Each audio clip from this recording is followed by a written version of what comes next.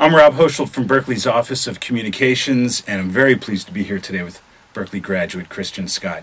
He's a Grammy-nominated trumpeter with 5 albums out and a 15-year-long recording career. He's on campus today. He's just given a clinic for Berklee students, very busy tonight, a concert in Cafe 939 that will be broadcast later on National Public Radio. Our conversation today is part of a growing educational resource at berkleejazz.org, a website that extends the reach of the Berklee High School Jazz Festival. Christian Scott, thank you so much for joining us. Thank you, man. Appreciate it. So, Christian, you attended one of the best high schools in the country for music. NOCA, yeah. NOCA, which stands for? New Orleans Center for Creative Arts. So, talk about your early music education. How did what you learned as you were coming up through the ranks in New Orleans, music education schools, how did that all help to make you into the professional musician you are today? Well, one of the things that I think is probably the best part about that experience is that you didn't learn all of your musical lessons in school. I remember being a kid, 11, 12 years old, and being able to walk into Preservation Hall. And I love bebop, man. So when I was a kid, I would walk in there and they would be playing really, really old stuff, and I'd be like, can we play Donna Lee? And say, you can't play the Donna Lee until you can play the Tiger Leaf Rag. So having those type of experiences is I think one of those things is definitely like germane to New Orleanian culture, and I appreciated having it. However, an incredible resource that we have in New Orleans is the New Orleans Center for Creative Arts. This is a school that I actually heard about the school because my father and my uncle, a jazz saxophonist, a guy named Donald Harrison is my uncle, went to the school. Other alumni went Marcellus, Branford Marcellus, well, all the Marcelluses, I guess, except for their father, who happened to be the teacher.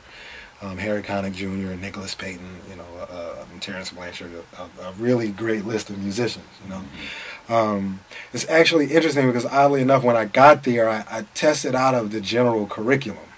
So I know that's not, we're talking about this stuff, but I sort of a similar situation to when I got to Berklee too. I didn't have to take any ear training or music theory classes. So I was like, when I was here, I was like at the this building over here, the Boston Architectural School, sure. Yep. like taking general classes and stuff. But when I was at NOCA, one of the great things was, we had a really great big band, so you could get in there and learn about the inflections, and the teachers took a lot of care, and it wasn't the type of situation where it was like you only learned when you were in class. After the school day was over, if there was something I really wanted to know, my teacher, Clyde Kerr, I don't know if you know this guy. Clyde Kerr is like the master Yoda of New Orleanian trumpet players. He actually just passed away recently, but this guy was everybody's teacher. But it could be a long day in class, and it could be something conceptual that we worked on that I didn't quite understand. And he would call my mom and be like, "Listen, I'm gonna take Christian home later. We're gonna stay a couple hours, or I'll bring him back to my home and work on some stuff on piano." So it was one of those things where it was like a real culture there. Where people actually, it wasn't just your general idea of like a reservoir for creativity. It was a place where you actually went, and the people that were teaching you really cared about everybody and wanted to make sure that you learned the lessons so that you didn't have to waste your time when you were an adult trying to relearn the ones you missed. So that was an incredible experience, NOCA. Yeah. Sounds like a great place to go to school. Oh, it was fun. Are you kidding me? So now imagine all these other kids around the country who go to high schools that are more like a typical high school, sure. like the Berklee High School Jazz Fest. 200 schools from around the country send their bands here. They compete. So they don't all have a NOCA-like program. Sure. So what kind of advice would you give the band directors and the student musicians in those groups as they prepare to come to this big festival here down the street and compete to win Berklee scholarships? How do they prepare for an event like that?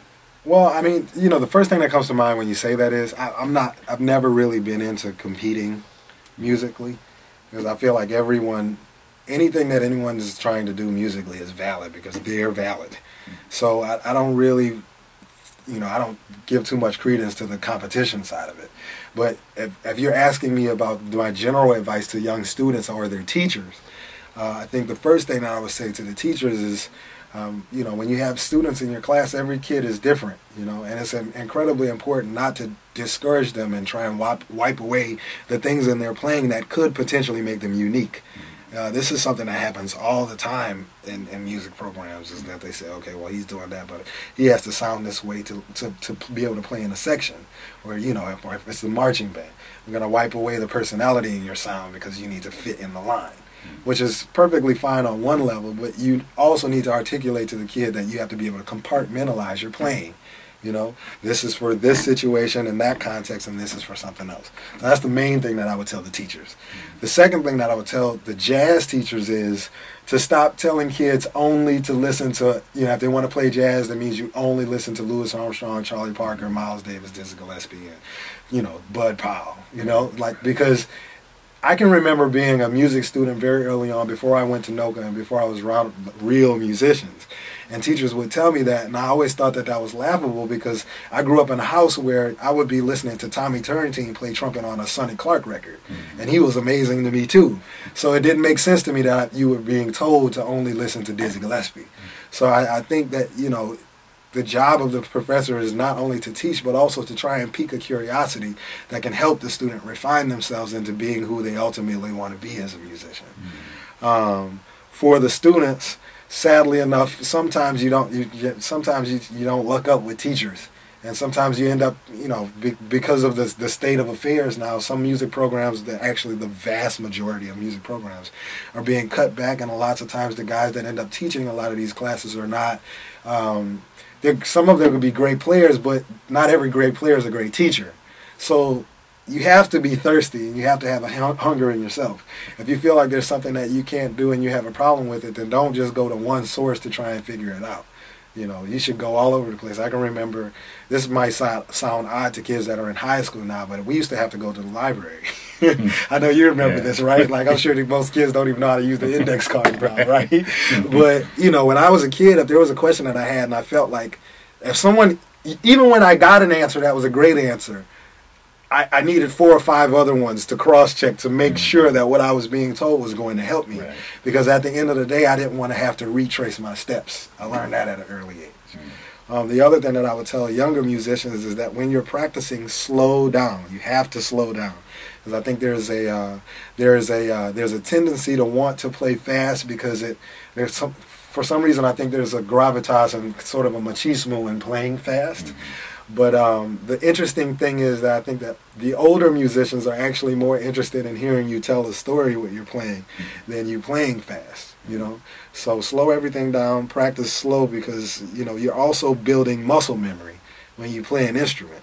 So if you're practicing fast all the time and you're not paying attention to what you're doing, you're probably going to be developing bad habits that you're going to have to clean up at some point. So, I know that's not a lot of advice, but I think it's good advice, and if you listen to it, I think you'll find that you'll probably be growing. I hope everyone's writing that down. I hope they're writing it down too. Oh, something I just thought about too. I just spoke to a young trumpet player downstairs. For horn players, I was always told. Actually, the guys probably. It's funny because in jazz there are a lot of little secret cliques where they give you information but they don't share with everybody. I've learned that from being privy to a lot of information, and I don't really agree with that. So if I learn something, I tell it to people.